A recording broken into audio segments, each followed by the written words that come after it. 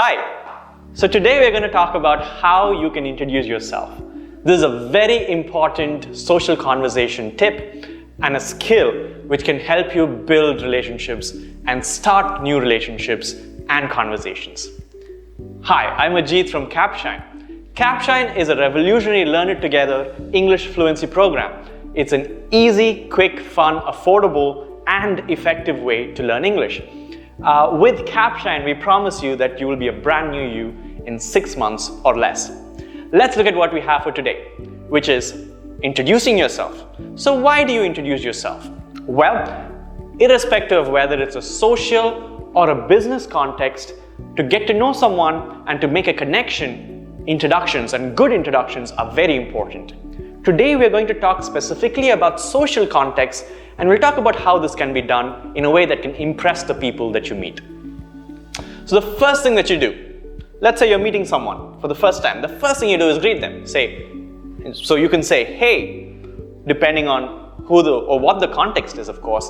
You could say hi, or you could say hello, which is slightly more formal. So if you're meeting someone who is slightly older than you, or it's a more formal setting, then you would say hello, hi, and hey could be used for more informal context. Again, depends on the context there.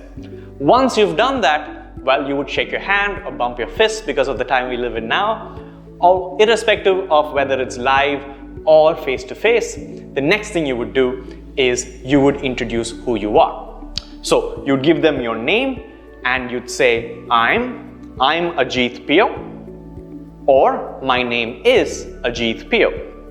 One thing you can add on to add a little bit of flair to this is to say, I'm Ajit Pio, but my friends call me Pio, right? So what you do there is you set the context and tell them, hey, I see you as a friend, let's be friends, without necessarily saying it.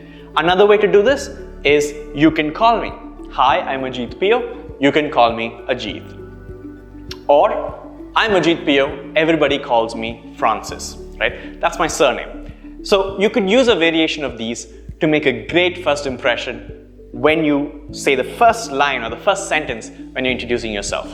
So, hey, I'm Ajit Pio, everybody calls me Francis.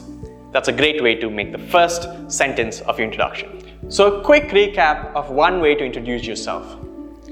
Hey there, I'm Ajit Pio, my friends call me Pio.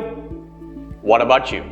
You've got the conversation started and you've introduced who you are. This is the first step to making a great introduction. That said, talking about making great introductions, do you want to improve your fluency and become a powerful speaker? Well, make sure you try out Capshine's 30-day free trial. This will give you access to speaking opportunities.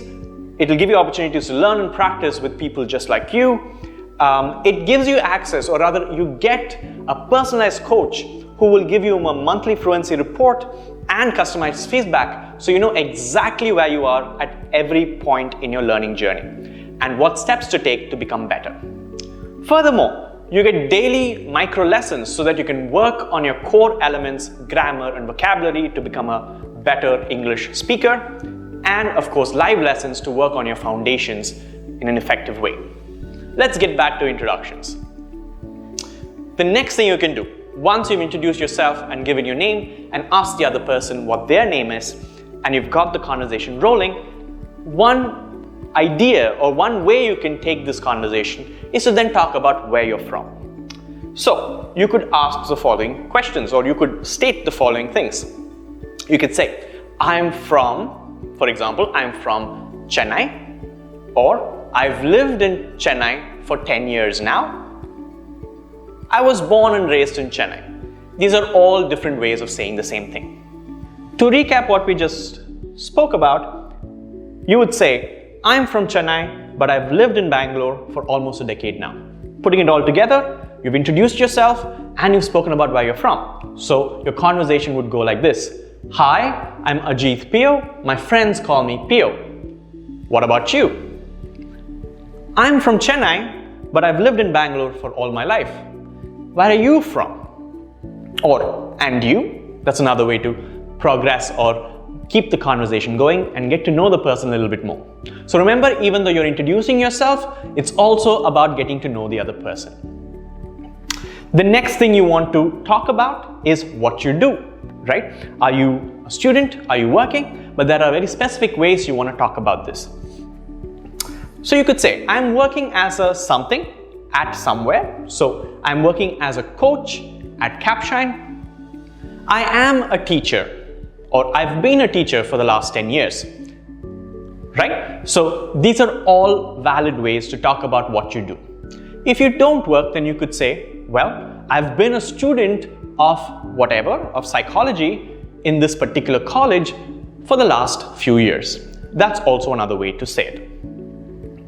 And of course, you might also want to add a little bit of flourish to your introduction and give them some information about who you are as a person, not just location and profession, but also a little bit about yourself. So what could you say? Well, you could say, talk about what you love. I love reading books in the morning, or I love going on long cycle rides and sitting by the ocean, right?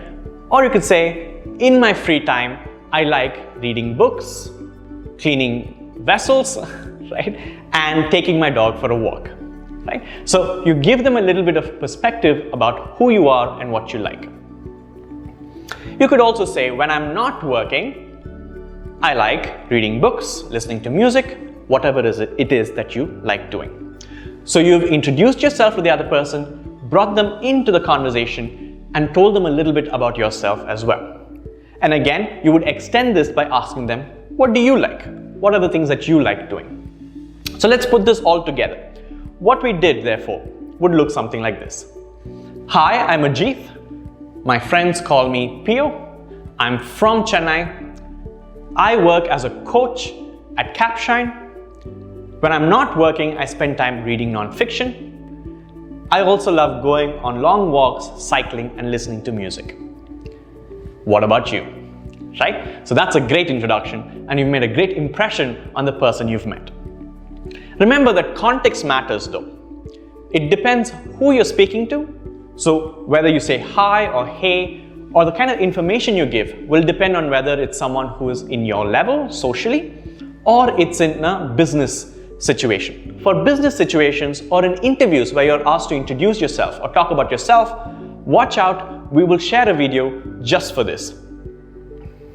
So some things that you want to watch out for. Some common mistakes that people make when they introduce yourself, and when you make mistakes during your introduction, it can leave a bad taste in the other person's mouth. They may think that you may not be as competent as you actually might be. So let's avoid these mistakes. What are these mistakes? Well, many of us say myself and name, myself Ajit. This is wrong, right? Why is that? Because myself is something called a reflexive pronoun. I finish the cake myself, right? All by myself is what it means. But that doesn't make sense here. Instead, what you should be saying is I am, or my name is, and your name. It's that simple. Don't break that format. Also, many speakers say I belongs to and the place that they're from. Remember that I will always take a plural form. Do check out the video about plurals in verbs, and that can tell you a lot about how to use this. It has to be I belong to Chennai, not I belongs to. Also, a lot of us say I am put up somewhere. The phrase put up means to be in a location for a very short period. So you might be put up in a hotel for a week, but you cannot be put up in the place that you live, right? So you should say I live in or I reside in. These are great phrases. I am put up cannot be used to talk about the place you live in. I am doing studies. There is a video, make sure you check it out, where that talks about using the ing form. You will see there that the ing form can only be spoken or used when you're talking about something that's currently happening. That's only true right now. For example, I am speaking. Therefore, what you should be saying here is I am a student, or I am currently studying whatever, right? I'm currently studying psychology in MCC, let's say. Similarly, I am doing a job. Same problem. Instead, it should be I work at wherever the place is, or I work as a, and the profession. So I work at Capshine, I work as a coach and a teacher there. And finally, I love to listening to music. Can you guess what the problem is? Well, the problem is that you can't say to and listening. So you could say, I love to listen to music, or you could say, I love listening to music, but you can't say, I love to listening to music, right? So avoid these common mistakes. If you're making these mistakes, make sure you learn the right form. Use the way in which we speak, what we've discussed, the format we've discussed, to make your introductions powerful. That brings us to the end of today's discussion. But before we go, let's have a quick recap, right? As soon as you want to introduce yourself, the first thing you do is greet them, hi, and then give them your name. Tell them where you're from, right? Make sure you ask them as well, what is your name? What about you? Ask them where they are from. Tell them what you do. Find out what they do. And of course, share your interests, share a little bit about yourself, and make sure you find that out about them as well. Remember, introductions are not just about you, it's about the other person as well.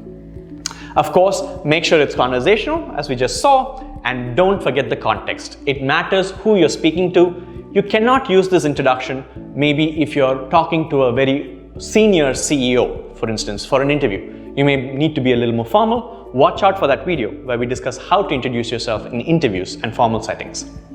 Great! I hope you found today's video useful. Make sure you use the strategies we've spoken about in your conversation to make very powerful introductions.